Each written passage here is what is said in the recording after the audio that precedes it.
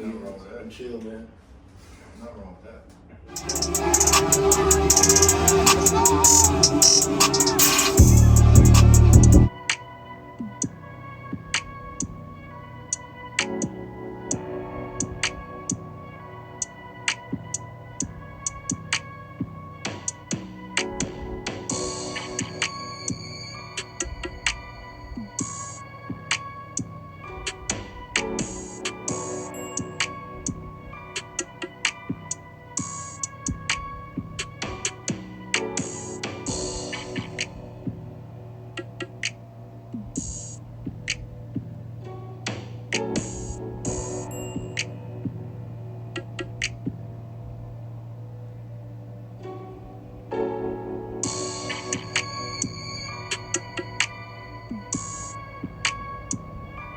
Hello, everyone. Welcome to yet another episode of Transparent Podcast. I have a very special guest with me today. Hey, man, if you could just, to the viewers, give them your name and, like, where you from. I'm Jamar. I'm from North Carolina originally, New Bern to be specific, but I've lived in Colorado since about 2014. Okay, cool. So, could you just kind of walk them through a little bit? Obviously, you was born North Carolina, and then coming out here to Colorado. Just give them like a little bit of kind of like life growing up and like kind of how you got out to Colorado. Yeah, shit. Like I said, born in New Bern. Let's see, we moved down to like Morehead City when I was like 3, maybe 4 years old. So I grew up dominantly in Carteret County. Mm-hmm. So how was it out there? Like, is it out of country or? yeah, it was fairly country. We grew up riding dirt bikes, 4-wheelers, stuff like that. Yeah. Going in the woods, shooting barrels, stuff like that. But okay. I mean, it was cool, public school throughout. Yeah. Good upbringing, single family household. I grew up with my mother, my oldest sister, and my oldest brother on my mom's side. And then I didn't meet my dad's siblings until I was a bit older. So okay. I think I started meeting them when I was like 12, 13. Okay. So from there, everything was smooth, good grades, spelling bee, okay. I was a bookworm growing up. Like I had nothing else really to do. I got into skateboarding when I was like 9, 10 years old. Okay. So like what going through like life growing up and all that, is it anything that I would say had a big impact on your life at any point, whether that be like a significant event or anything that I don't know, maybe affected you or changed you just throughout life? I mean, it's a country beach town, so I say major impactful events had to have been on the negative yet positive side were the incarcerations. Oh, okay. That showed me, it showed me the outcome of the situations that I was in and the choices that I was making, and then it showed me truly what my potential was. To show me that I was able to do other things other than what I was doing. Oh wow. So yeah, those moments really changed me because I mean I grew up with older people, so I naturally gravitated to the things that they were doing and stuff of that nature. So kind of grew up a lot quicker than probably usual, or? Yeah, I can't say I grew up a lot quicker. I mean, I like to say it's like growing up without thinking. Gotcha. It was a lot of reckless decisions, a lot of reckless decisions. But I mean, you got to answer for some of it eventually. So exactly. No, I definitely hear you on that. But yeah, it's crazy because like a lot of those reckless decisions and things like that end up making us who we are today. And like you said, in the time that you had to like sit or whatever, you was able to see like the real potential you had, and then what got you in those situations so you won't make the same mistakes, or you can come out more productive or being better in life. That's what's up, man. Too, I wanted to switch things up a little bit. So to the viewers out there, I get a lot of feedback when it comes to do with like relationships, things like that. A lot of people want like a male perspective, but I just wanted to ask you, like, in your opinion, in a relationship, do you feel that it can work if the woman is kind of like, for lack of better words, the breadwinner or the I don't know, the alpha or whatever in the relationship, or is it, or do you think it only can be like the guy leading and not the woman as far as for the relationship to work, or can it be the woman leading the relationship? I mean, personally, I've seen it work both ways. Okay. So I mean, it could go either way. It just depends on the people and the situation, how it works out for both parties. Okay. Typically speaking, it's male led in most cases, but I know that as the years are progressing, we see that the roles are switching necessarily. So a lot of women are stepping up and taking care of the household or taking care of the families a little bit more than the men. So it just, systematically speaking, it's changing over time. Okay. So. No, I definitely hear you on that. Especially like what you said, just we in 2022 now, and it's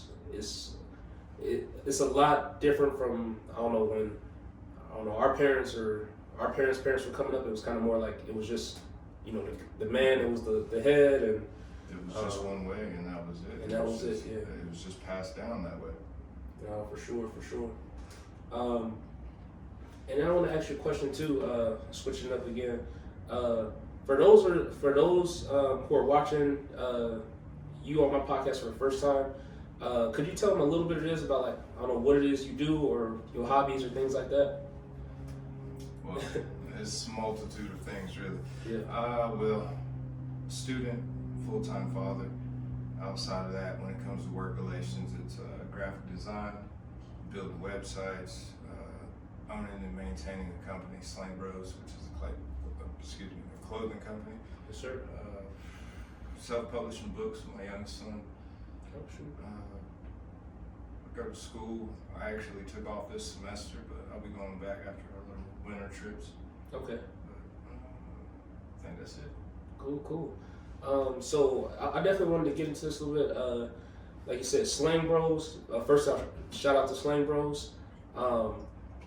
Could you tell us a little bit about, like, how you got into it, and just give them a breakdown of, like, exactly what it is they could get or things like that?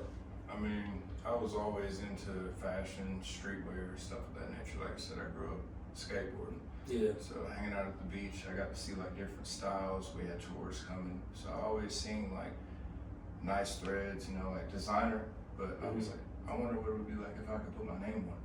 Yeah. So that's what really did it for me. I just started sketching out different ideas back in middle school, high school, like different shoes and jeans and ways like patchwork designs and ways I could just put my signature on things without necessarily putting my name on it. Okay. Just trying to put it as many places as possible. In that way, being like a silent partner in a sense. Yeah. I can just go different places, different countries, and I can see a design that I helped build, or it's one of my own designs that I did myself, and I can just see and I can sit back and say it looks good on somebody, where I can see somebody's painted it on the wall somewhere or something like. Yeah, that's what's up, man. And like, how long have you been having like Slangbros, and like roughly when you started? Let's see, we started back officially in Colorado, registry with the state back in 2019. Okay. And then on and off in Carolina, just doing a little e-press. Oh, okay. So mixing it like a little bit over here, over there. Oh, that's what's up, man. I wanted to ask you as well, for you, like looking back at, how life has been so far, growing up, all the things you've been through, if you could like literally go back in time and give advice to like the 18-year-old you, what like advice would you give to yourself, or I don't know, what would you maybe tell like that younger version of yourself, or if there's any 18-year-old, males out here watching the podcast, and like what just advice, is something that you wish you would have known or had back then?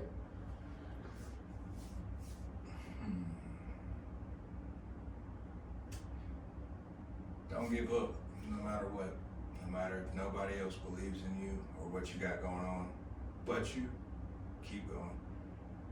And treat yourself as if you cloned yourself and save for a rainy day. Variables in life happen. Most people won't talk about those things. They'll just overlook it and, oh yeah, you'll be fine. But you have to prepare for situations in life. Wow. And then that's some good words, especially like, if there's any of you out there watching, young adults, like I said, just don't give up. And all of us, in life, we go through, some tough times here and there, ups and downs. Sometimes you have issues with family. Sometimes you have, things with friends going on, or people that, no longer in your circle, just because of life and things like that. But, like you said, just through whatever you're going through, keep pushing, don't give up, keep your head up, and you'll be all right. Also, I just wanted to say for anyone watching, obviously we gave them a few words of encouragement. What is it for you personally that keeps you going in life, or what keeps you motivated, or what is like your why? Why you get up every morning, why you do what you do, and just tackle life at at its fullest. I mean, really, the look on my son's face every day, like just being able to be there for him and show him different things and give him time. Yeah. So that's like, it's something that I grew up unfortunately without. So that means everything to me. Like being there for him and being able to show him his first that or his first this. Yeah. So aside from that, just like I said, just being able to put a smile on the people around me, whether I know them or not, just sharing smiles. I know, like you said, a lot of people go through situations and not a lot of people are comfortable talking about it or displaying emotions. So I'm one of those people. So like I said, just sharing smiles. That's really what it's about. No, I definitely hear you on that.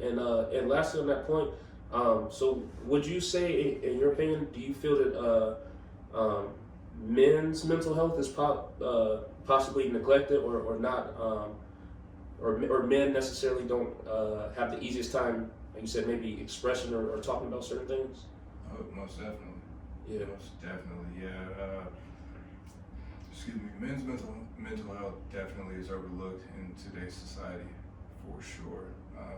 I feel like most men, if they go and outsource to try and talk, whether it's a psychiatrist or a friend or something, they feel like that person might hang that over their head or use that as a form of their weakness. It's like a pulling point. It's like, oh, I know at one point you were at your lowest. It's like, and they might constantly bring that up. Wow. So it's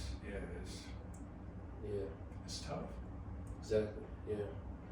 And to any of the guys out there watching, definitely like it may sound cliche, but it's okay to express yourself, things like that. And also, if you do need help or you're going through something or you dealing with like alcohol addiction or something like that, and you genuinely want to get help, like it's okay to go out there and seek that help to to take care of you, take care of your mental health, and put you in a better position to to be successful in life and to have those relationships with people and not let certain things get in between them.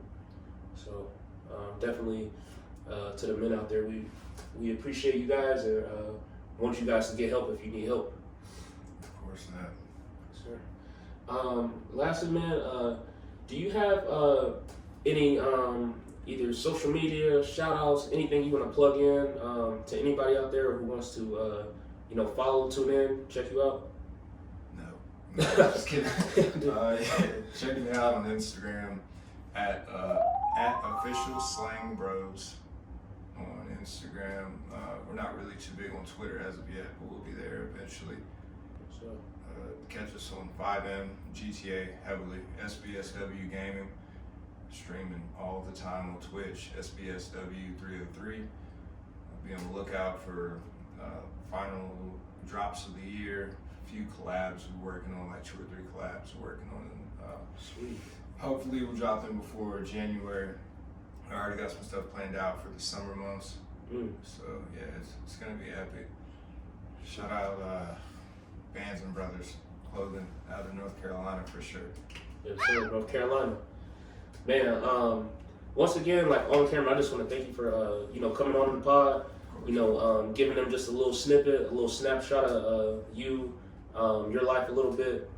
For like I said, those watching for the first time, and to all the viewers out there, like we appreciate you guys for tuning in and continuing to support. Like he said, he got a lot on the way, so definitely stay tuned. All his links and all that stuff are going to be plugged in. That way you can check it out and definitely tap in. But hey, I want to thank everyone for watching yet another episode of Transparent Podcast, and we'll see you guys later. Peace.